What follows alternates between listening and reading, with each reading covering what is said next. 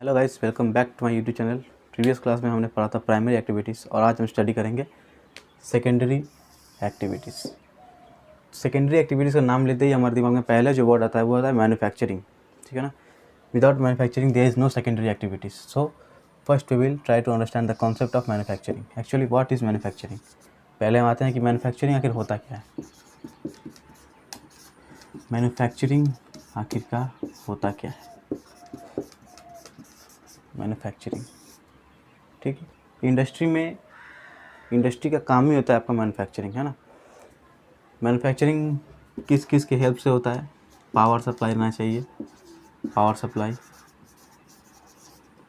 सही है। मैन्युफैक्चरिंग करके फ़ायदा क्या होगा, आपके जो प्रोडक्ट्स निकलेंगे, जो फिनिश्ड प्रोडक्ट्स निकलेंगे, उनको आप मार्केट में भेजिएगा, है ना। तो आपको अवेलेबिलिटी ऑफ मार्केट भी रहना चाहिए, अवेलेबिलिटी ऑफ मार्केट, है ना। तो बेसिकली मैन्युफैक्चरिंग आपका पहले ही सेकेंडरी एक्टिविटी में क्यों आता है, क्योंकि यहीं से जो और भी ज़्यादा सेकेंडरी एक्टिविटीज़ हैं यहीं से स्टार्ट होते हैं, है ना। मैन्युफैक्चरिंग से ही और भी जो हायरार्की है, जिसको हम बोलते हैं स्ट्रैटिफिकेशन जो होता है, स्ट्रैटिफिकेशन होता है जो सेकेंडरी एक्टिविटीज स्ट्रैटिफिकेशन भी बहुत सारे होते हैं। तो मैन्युफैक्चरिंग पहला आता है, मैन्युफैक्चरिंग के बाद जो भी सेकेंडरी एक्टिविटीज़ है मैन्युफैक्चरिंग से ही शुरू होते हैं, है ना। तो पावर सप्लाई है, अवेलेबिलिटी ऑफ मार्केट होना चाहिए, ठीक है। आपका मैन्युफैक्चरिंग के लिए आपका रॉ मटेरियल होना चाहिए। अगर आपको फिनिश प्रोडक्ट तैयार करना है तो उसके लिए तो पहले आपके पास रॉ मटेरियल रहेगा, तब ना आप फिनिश प्रोडक्ट तैयार करिएगा। तो आपके पास क्या रहना चाहिए, रॉ मटेरियल, ठीक है। तो ये आपका मतलब मैन्युफैक्चरिंग का बेसिक कॉन्सेप्ट हुआ, ठीक है ना। अब हम देखेंगे characteristics of modern large scale manufacturing. जो आजकल जो मॉडर्न लार्ज स्केल मैन्युफैक्चरिंग जो हो रहा है उसके कैरेक्टरिस्टिक्स क्या हैं, आइए हम जानते हैं।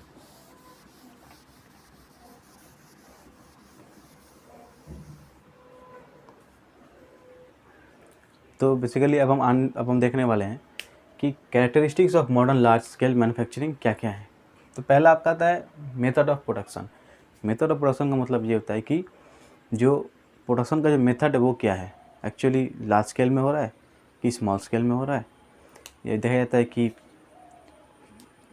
मतलब क्वांटिटी कितना है, क्वांटिटी स्मॉल क्वांटिटी है क्या लार्ज क्वांटिटी। मैन्युफैक्चरिंग जो है स्मॉल क्वांटिटी में हो रहा है या लार्ज क्वांटिटी में। अगर स्मॉल क्वांटिटी में होता है तो क्या होता है, आपका कॉस्ट ज़्यादा होता है ना। जब ऑर्डर आता है तभी आपका प्रोडक्ट जो है तैयार होता है। और जो लार्ज क्वांटिटी में होता है उनका कॉस्ट ज़्यादा होते हैं, लेकिन वो आपका जो है आपको प्रॉफिट भी देता है। आपको मतलब लॉस और प्रॉफिट में आपको उतना ज़्यादा डिवीज़न आपको समझ में आएगा नहीं आएगा, है ना। तो उसके बाद हम आते हैं मैकेनाइजेशन में। मेथड ऑफ प्रोडक्शन गया, अब आते हैं मैकेनाइजेशन में। मैकेनाइजेशन का मतलब क्या हुआ कि यूज़ ऑफ मशीन, है ना। तो इसका मतलब मेरे हिसाब से ज़्यादा मैकेनाइजेशन करना भी सही नहीं है, क्योंकि जो लेबर फोर्स है उनका जो इम्पोर्टेंस धीरे धीरे कमते जा रहा है ना। जितना ज़्यादा मैकेनाइजेशन होते जा रहा है उतना लेबर डिमांड जो कमते जा रहा है, क्योंकि जितना भी काम सब मशीन से ही हो जा रहा है ना। तो इसके वजह से लेबर डिमांड भी कमते जा रहा है। तो मैकेनाइजेशन यही है कि जितना ज़्यादा अच्छा मतलब मशीनरी रहेगा उतना ज़्यादा आउटपुट आपका आएगा, है ना। तो इसके वजह से मैकेनाइजेशन। अब आता है आपका सर्टिफिकेशन व ऑर्गेनाइजेशनल स्ट्रक्चर। तो सर्टिफिकेशन मतलब क्या है, एक इंडस्ट्री में, एक मैन्युफैक्चरिंग इंडस्ट्री में मतलब जो काम होता है वो लेवल वाइज होता है ना। तो सर्टिफिकेशन में आपका क्या क्या आ सकता है, पहले आपका आ सकता है आपका जो है लेबर मैनेजमेंट आ सकता है, ठीक है ना। पहले आपका आता है जो लेबर सप्लाई है, ठीक है। और एक मतलब मशीन टेक्नोलॉजी भी होता है, ठीक है। मैकेनिकल होना चाहिए फैक्ट्री में, आजकल बहुत ज़्यादा फैक्ट्री मतलब मैकेनिकल ही हो रहा है, तो मशीन टेक्नोलॉजी हम बोल सकते हैं। फिर आपका लेबर सप्लाई, फिर आपका आता है वास्ट कैपिटल, है ना। कैपिटल एक्सपेंडिचर भी आपको रखना पड़ता है। फिर आपका होता है, और हम क्या बोल सकते हैं, एक्सेस टू रिसोर्सेज बोल सकते हैं, रिसोर्स का एक्सेस रहना चाहिए, है ना। और जो लास्ट होता है आपका एग्जीक्यूटिव ब्यूरोक्रेसी। मतलब जो एक मैन्युफैक्चरिंग जो इंडस्ट्री है उसका जो बेसिक काम जो होता है सिर्फ मैन्युफैक्चरिंग नहीं होता है, उसको मेंटेनेंस भी काम करना पड़ता है ना, उसको मैनेजमेंट का काम भी करना पड़ता है। तो इसीलिए एक एग्जीक्यूटिव ब्यूरोक्रेसी रहना बहुत ज़रूरी होता है ना। उसके बाद क्या है आपका एक्सेस टू मार्केट।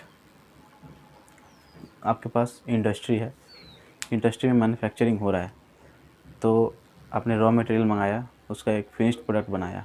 अब रॉ मटेरियल आके फिनिश्ड प्रोडक्ट बना है, तो उसको आप क्या करिएगा, उसको आप कहाँ ले जाइएगा? आपको उसका मार्केट नहीं है, तो क्या आप सब अपने घर में लेके आइएगा, अपने पर्सनल यूज़ के लिए कीजिएगा? ये तो पॉसिबल नहीं है ना। उसीलिए आपका मार्केट बहुत ज़रूरी होता है। आपके पास मार्केट रहेगा तभी आप जो फिनिश्ड प्रोडक्ट बनाए हैं उसको आप सेल कर पाएंगे या फिर एक्सपोर्ट कर पाएंगे, है ना।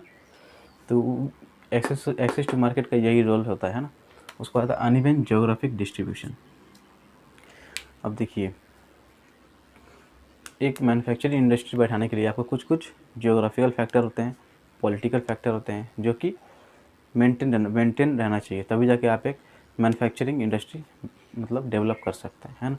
तो जो मेन ज्योग्राफिकल क्लाइमेटिक या फिर पॉलिटिकल जो क्या बोलते जो क्राइटेरिया है वो हर एक जगह फुलफ़िल नहीं होता है ना। कुछ कुछ स्पेसिफिक प्लेसेस में ही वो क्राइटेरिया फुलफ़िल हो सकता है। तो उसी को बोल रहे हैं अनइवन ज्योग्राफिक डिस्ट्रीब्यूशन। जहाँ जहाँ आपका लार्ज स्केल मैन्युफैक्चरिंग हो रहा है, मतलब सब जगह हर जगह नहीं हो पाता है ना, कुछ कुछ स्पेसिफिक जगह पर ही पॉसिबल हो पाता है। मतलब जहाँ पे बेटर ट्रांसपोर्ट है, यहाँ पे मार्केट से अच्छा लिंक है ना, एक्सेस टू मार्केट है, वहाँ पे हो पाता है लार्ज स्केल मैन्युफैक्चरिंग। उसके बाद है एक्सेस टू रॉ मटेरियल। अब आपको मैन्युफैक्चरिंग करना है तो आपको मोस्ट इंपॉर्टेंट क्या है आपके लिए? Raw material. अगर आपके पास रॉ मटेरियल ही नहीं है तो आप मैन्युफैक्चरिंग कहाँ से कीजिएगा? आपके पास रॉ मटेरियल नहीं है तो आप फिनिश्ड प्रोडक्ट कहाँ से बनाइएगा, है ना।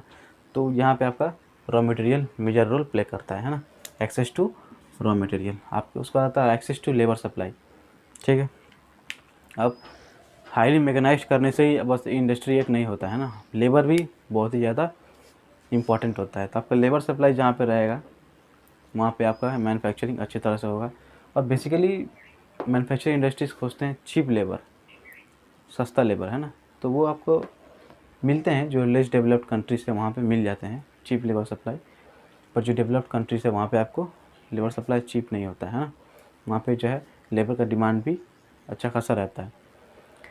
और है access to source of energy. आपको एक मैन्युफैक्चरिंग इंडस्ट्री में आपको एनर्जी तो लगेगा ही, क्योंकि बिना विदाउट एनर्जी कोई काम होगा नहीं। सोर्स ऑफ एनर्जी मतलब सोर्स ऑफ पावर हम बोल सकते हैं, ठीक है ना। जैसे इलेक्ट्रिसिटी, हाइड्रो इलेक्ट्रिसिटी, ये सब क्या है? सोर्स ऑफ पावर है।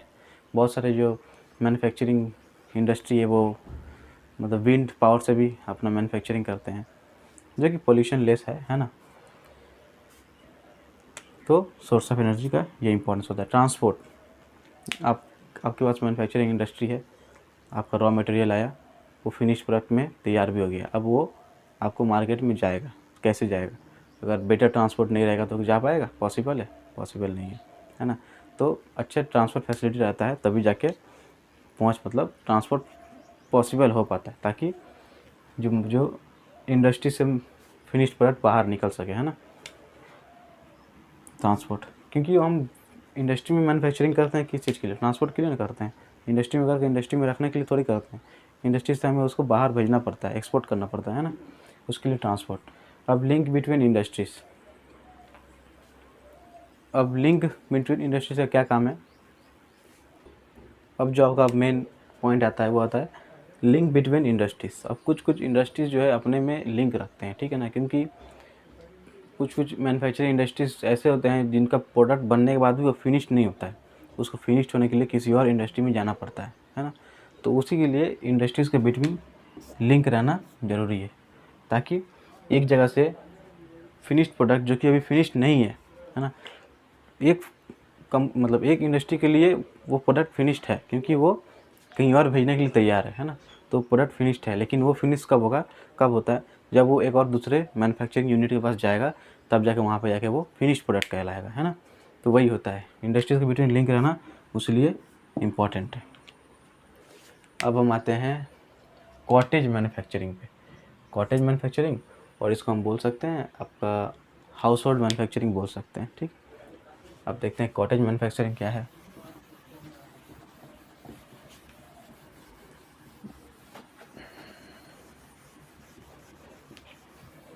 अब हम आते हैं आपका कॉटेज मैन्युफैक्चरिंग। कॉटेज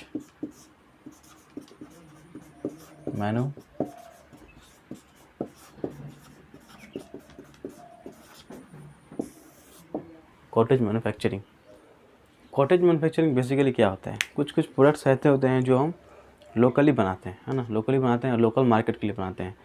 जैसे हम बोल सकते हैं फर्नीचर्स, कंटेनर्स, कॉइल्स, और हम बोल सकते हैं कुछ हैंडमेड मैट्रेसेस भी होते हैं, है ना। तो ये सब जो है कॉटेज मटेरियल्स हैं, और इसको मतलब हम बस अपने हाउस होल्ड के लिए या फिर बाहर सेल करने के लिए भी, मतलब लोकल मार्केट में सेल करने के लिए भी यूज़ करते हैं, है ना। तो इसी को बोलते हैं कॉटेज मैन्युफैक्चरिंग। अब कॉटेज मैन्युफैक्चरिंग में स्मॉल स्केल आता है, लार्ज स्केल आता है ना, और भी आपका बहुत डिविजन्स इसके हैं, है ना। स्मॉल स्केल मैन्युफैक्चरिंग का मतलब क्या है, स्मॉल स्केल मैन्युफैक्चरिंग का मतलब क्या है, मैन्युफैक्चरिंग होता है वो स्मॉल स्केल में होता है ना। बेसिकली जो लोकल मार्केट के लिए होता है, लोकल मार्केट के लिए जो मैन्युफैक्चरिंग किया जाता है उसको बोलते हैं स्मॉल स्केल मैन्युफैक्चरिंग। मतलब उसमें जो मैन्युफैक्चरिंग बस सेल्फ कंजम्पशन और थोड़ा बहुत कमर्शियल होता है ना। तो स्मॉल स्केल इंडस्ट्रीज़ में आपको जो है सेमी स्किल्ड लेबर, मतलब कैरेक्टरिस्टिक्स में बता रहा हूँ, सेमी स्किल्ड लेबर, ठीक है, आपका कॉस्ट भी, मतलब एक्सपेंडिचर भी कम रहता है, और पावर सोर्स भी आपको मिनिमम पावर सोर्स। वही लार्ज स्केल में जब रहता है तब आपका पावर सोर्स भी बहुत ज़्यादा, कैपिटल इन्वेस्टमेंट भी आपका ज़्यादा है, और उसके लिए उसका मार्केट भी बड़ा होता है, ठीक है ना। आपको जब एक्सपेंड करना पड़ रहा है ना, आपको जब ये करना पड़ता है, स्पेंड करना पड़ रहा है मनी, तो आपको उतना प्रॉफिट भी मिलता है लार्ज स्केल में, ठीक है। तो अब हम पढ़ने वाले हैं इंडस्ट्रीज बेस्ड ऑन इनपुट, है ना। आप पढ़ने वाले हैं industries based on input. Input मतलब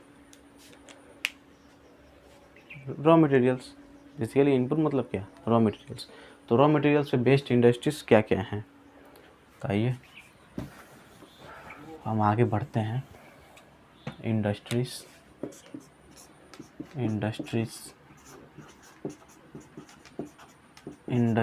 based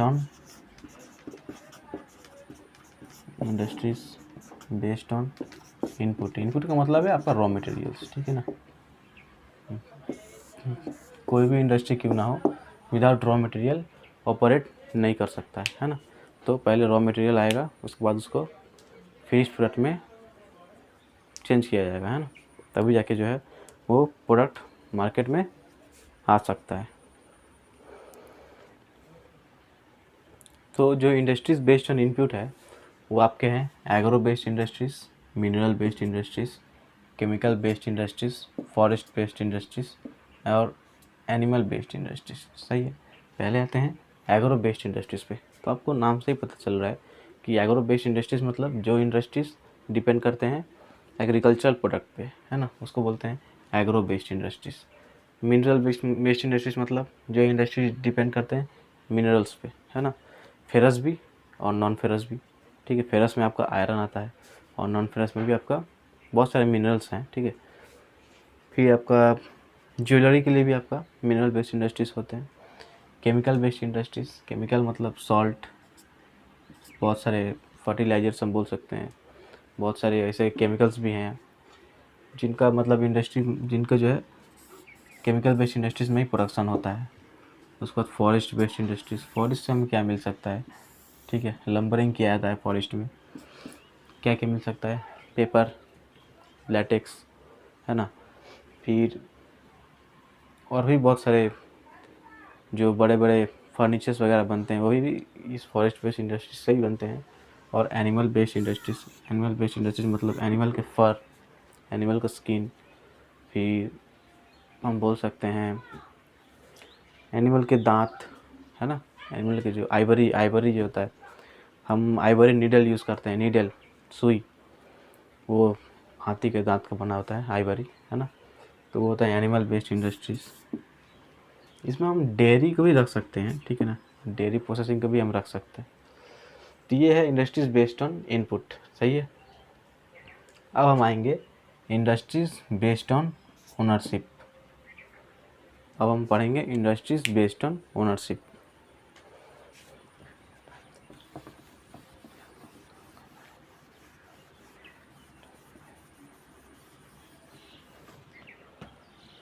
industries based on ownership,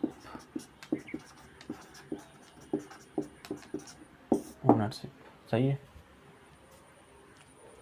तो बेसिकली 3 टाइप्स ऑफ इंडस्ट्रीज होते हैं which are based on ownership, ठीक है, पब्लिक, प्राइवेट और कोऑपरेटिव, है ना।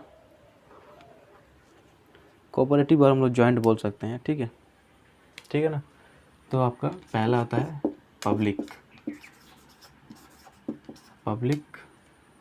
सेक्टर हम बोल सकते हैं, ठीक है। पहला आपका होता है पब्लिक सेक्टर। जो पब्लिक सेक्टर जो इंडस्ट्रीज हैं, ठीक है ना, और जो इंडस्ट्रीज बेस्ड ऑन ओनरशिप में पब्लिक सेक्टर जो आता है वो बेसिकली ओन्ड बाई गवर्नमेंट, ठीक है ना। मतलब जो डेमोक्रेटिक कंट्रीज होते हैं वहाँ पे जो पब्लिक सेक्टर होते हैं वो बेसिकली गवर्नमेंट के द्वारा ओन रहते हैं ना।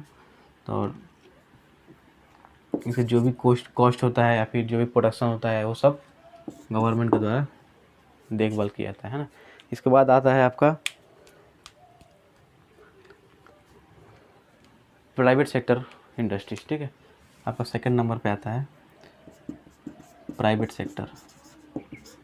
सेकंड नंबर पे आपका आता है प्राइवेट सेक्टर। प्राइवेट सेक्टर में क्या है, ओन्ड प्राइवेटली, ठीक है, उसको प्राइवेटली ओन किया जाता है, ठीक है ना। और ये जो है आपको जो कैपिटलिस्ट कंट्रीज है वहाँ पे आपको देखने को मिलेगा प्राइवेट सेक्टर पे, जो कि प्राइवेटली ओन किया जाता है। और तो जो प्राइवेट सेक्टर जो इंडस्ट्रीज होते हैं वो प्राइवेटली ओन्ड होते हैं और उनको मैनेज भी प्राइवेटली किया जाता है ना। प्राइवेट ओनरशिप उसमें प्रिवेल करता है, ठीक है, प्राइवेट ओनरशिप, है ना। उसके बाद आता है आपका जॉइंट, ठीक है, जॉइंट आता है, जॉइंट सेक्टर, है ना।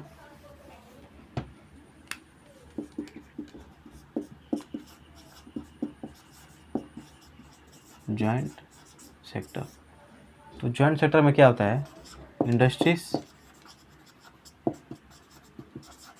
ठीक है, इंडस्ट्रीज जो है क्या बोल सकते हैं, industries owned by both public and private, है ना। ये एक जॉइंट इनिशिएटिव होता है, ठीक है। अब हम पढ़ने वाले हैं traditional large scale industrial regions. तो एक्चुअली जो ट्रेडिशनल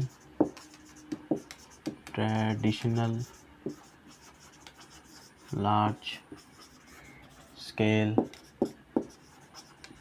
इंडस्ट्रियल रीजन, आखिर ये है क्या, ऐसे कुछ कैरेक्टरिस्टिक्स फीचर्स मैं आपको बताना चाहता हूँ।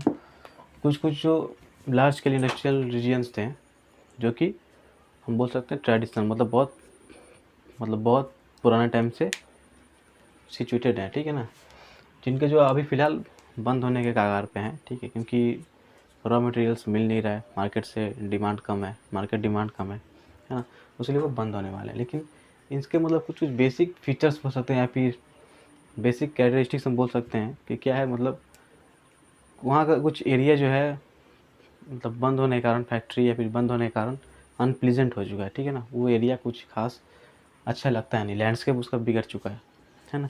तो ये एक कैरेक्टरिस्टिक्स है। और भी है, एम्प्लॉयमेंट जो है बेसिकली हाई प्रोपोर्शन में होता है, ठीक है ना, हाउसिंग क्वालिटी भी बहुत पुअर हाउसिंग मैनेजमेंट है, ठीक है ना, पर आपका एम्प्लॉयमेंट मतलब हाई प्रोपोर्शन में होता है, ठीक है। पर अभी ये सब बंद हो चुका है, ठीक है ना। मैं आपको एग्जांपल देना चाहूँगा, एग्जांपल है आपका रूर कोलफील्ड जर्मनी, ठीक है ना, रूर कोलफील्ड जर्मनी, एग्जांपल क्या है आपका, रूर कोलफील्ड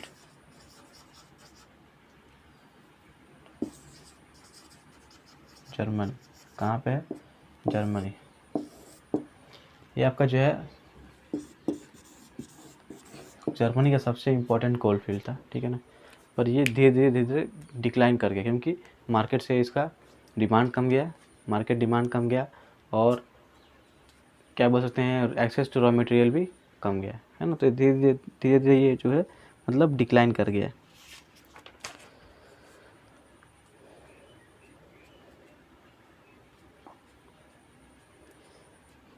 अब अकॉर्डिंग टू बुक हम आते हैं concept of high technology industry. आखिरकार हाई टेक्नोलॉजी इंडस्ट्री का कॉन्सेप्ट क्या है ना।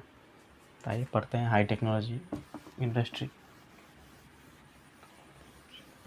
क्या पढ़ेंगे? Concept of high technology industry. Concept of high technology industry. अब इसके वर्ड से इसका मतलब जो नाम है इससे अब पता चल जा रहा है कि हाई टेक्नोलॉजी इंडस्ट्री मतलब इस इंडस्ट्री में टेक्नोलॉजिकल इनोवेशन बहुत ही ज़्यादा हाई है ना। इसका नाम से आपको पता चल जाएगा कि हाई टेक्नोलॉजिकल इंडस्ट्री आखिरकार होता क्या है ना। तो इसमें जो है बेसिकली टेक्नोलॉजिकल इनोवेशन बहुत ही हायर लेवल पे होता है ना। और ह्यूमन लेबर कम होता है, कम, ठीक है। ह्यूमन लेबर जो है कम होता है क्योंकि टेक्नोलॉजिकल एफिशिएंसी बहुत ही ज़्यादा हाई होता है। इसको हम बोल सकते हैं रोबोटिक्स, है ना। आजकल जो है बड़े बड़े इंडस्ट्रीज़ में रोबोटिक्स का यूज़ किया जाता है, रोबोट्स का यूज़ किया जाता है। इससे क्या होता है, आपका आउटपुट ज़्यादा होता है, टाइम कम और आउटपुट ज़्यादा, है ना। और आपका जो लेबर एक्सपेंस है वो भी कम पड़ता है ना। आपने एक बार रोबोट परचेज़ कर लिया, उसके बाद आपका जितना मर्जी आप उतना जो है उसको यूज़ कर रहे हैं, कोई दिक्कत वाला बात नहीं है ना। ऐसा ही होता है, समझ में आ रहा है? हाँ, ऐसा ही होता है। तो कुछ और कॉन्सेप्ट यहाँ पे CAD का बात बोला गया है, कंप्यूटर एडेड डिज़ाइंस, मतलब रोबोट्स को बात किया जा रहा है। रोबोट्स जो है बहुत ही ज़्यादा कंप्यूटराइज्ड होते हैं, जिसकी वजह से जो है उनसे जो काम होता है वो परफेक्ट होता है। उनको आप जैसे कमांड दीजिएगा वैसे वो काम करेंगे, है ना। तो बहुत ही ज़्यादा जो है कंप्यूटराइज्ड प्रोसेस है। और मतलब इस सेक्टर में जो काम करते हैं उनको वाइट कॉलर्स बोला जाता है, क्योंकि वो प्रोफेशनल होते हैं, है ना।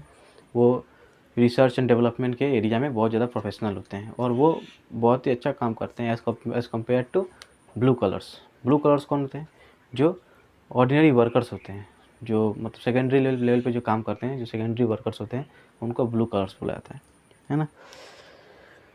अब एक यहाँ पे वर्ड दिया गया है टेक्नोपॉलिस। टेक्नोपॉलिस आखिर का होता क्या है? High-tech industries which are regionally concentrated, self-sustained and highly specialized are known as टेक्नोपॉलिस, ठीक है। जो इंडस्ट्रीज़ बहुत ही ज़्यादा हाईली स्पेशलाइज्ड हैं, हाईली मैकेनाइज्ड हैं और जो मतलब सेल्फ सस्टेन्ड हैं, उनको बोला जाता है टेक्नोपॉलिस। जैसे हम बोल सकते हैं सिलिकॉन वैली एक टेक्नोपॉलिस का एग्जांपल है। सिलिकॉन वैली कहाँ पे है आपका? सिलिकॉन वैली है आपका सैन फ्रांसिस्को में, है ना। अब आते हैं आयरन एंड स्टील इंडस्ट्री। तो आपको पता ही है iron and steel industry is the basic of all industry, है ना। बेसिक रॉ मटेरियल है iron and steel industry. Iron and steel industry खुद एक रॉ मटेरियल है और दूसरे इंडस्ट्रीज़ के लिए, है ना। ये हम बोल सकते हैं बेसिक इंडस्ट्री, ठीक है। मतलब जो जिस इंडस्ट्री का रॉ मटेरियल किसी और इंडस्ट्री के लिए यूज़फुल होता है उसको हम लोग बेसिक इंडस्ट्री बोलते हैं, ठीक है। तो ये आयरन एंड स्टील इंडस्ट्री का क्या है, ये इसको हम बोल सकते हैं हेवी इंडस्ट्री, क्योंकि यहाँ पे बल्कि मटेरियल यूज़ किया जाता है। बल्कि ही नहीं, बस स्क्रैप मटेरियल भी यहाँ पे यूज़ किया जा सकता है, क्योंकि यहाँ पे इनका काम होता है बस गलाना, है ना। वो मतलब जो खनिज होते हैं, खनिज पदार्थ को गला के जो आयरन या स्टील बनाना, है ना। तो स्मेल्टिंग का काम होता है बेसिकली ये लोग का। तो ये सब जो बहुत ही ज़्यादा मतलब लार्ज स्केल में होते हैं, जो लैंड का एरिया वो भी लार्ज होता है।